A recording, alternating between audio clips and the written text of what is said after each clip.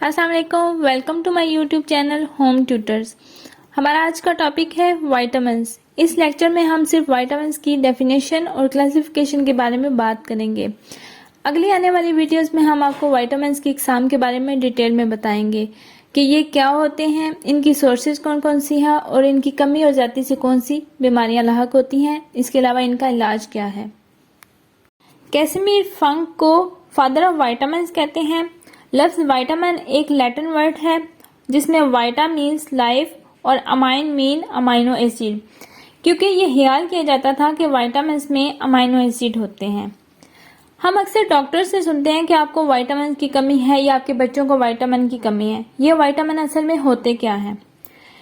ये vitamin organic compound है जिनकी हमारे जिस्म को थोड़ी मिकदार में ज़रूरत होती है ताकि हमारी बॉडी के सेल्स अपने फंक्शन प्रॉपर्ली परफॉर्म कर सकें। ऑर्गेनिक कंपाउंड ऐसे कंपाउंड होते हैं जिनमें कार्बन और हाइड्रोजन होती है। विटामिन्स को खुराक की मदद से हासिल किया जाता है क्योंकि ये हमारे जिस्म में नहीं बनते, सिवाय विटामिन डी, विटामिन के और कुछ विटामिन बी कम्प्लेक्स के।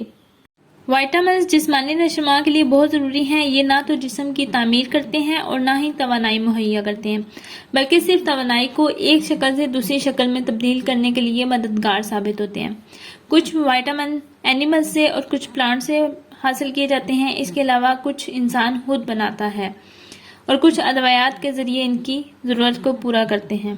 इन्हें मौजूद मिकदार में इस्तेमाल करना चाहिए क्योंकि ये तवानाई को बरकरार रखने और जिस्म में मेटाबॉलिज्म का मतवाज़न रखने के लिए बहुत ज़रूरी है।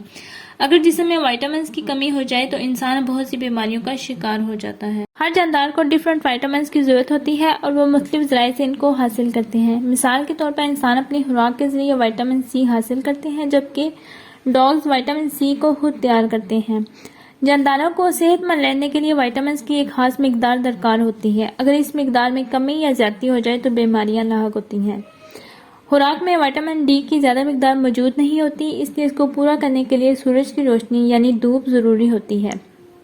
Classification of vitamins.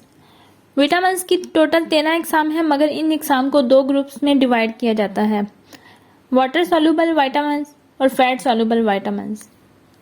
अच्छी सेहत के लिए इन दोनों तरह के विटामिन्स की ज़रूरत होती है। सबसे पहले देखते हैं fat soluble vitamins. Fat soluble vitamins वो विटामिन्स हैं जिन्हें हमारा जिस्म जिगर में, फैटी टिश्यूज़ में और चर्बी वगैरह में स्टोर करता है। फैट सॉल्युबल विटामिन जिस्म में ज़्यादा अरसे तक रहते हैं और बाज़ औक़ात तो ये जिस्म में महीनों तक या फिर सालों तक भी रहते हैं। अगर इनको ज़्यादा मिकदार में ले लिया जाए तो ये जिस्म के लिए नुकसानदेह साबित होते हैं। फैट सॉल्युबल विटामिन में सबसे पहले आता है विटामिन ए, जिसका केमिकल नाम है retinol, vitamin D calciferol, vitamin E tocopherol और आखिर में विटामिन के फाइलोक्विनोन। इसके बाद आता है वाटर सॉल्युबल विटामिन। ये वो विटामिन्स होते हैं जो कि हमारे खून में शामिल हो जाते हैं क्योंकि ये वाटर सॉल्युबल होते हैं, जो पानी या किसी लिक्विड में हल हो जाते हैं। ये अपना काम करके और जिस्म में अपनी कारकर्दगी दिखाकर जल्द ही जिस्म से पेशाब के ज़रिए निकल जाते हैं। इनकी एग्जाम्पल है जी विटामिन बी कम्प्लेक्स और विटामिन सी।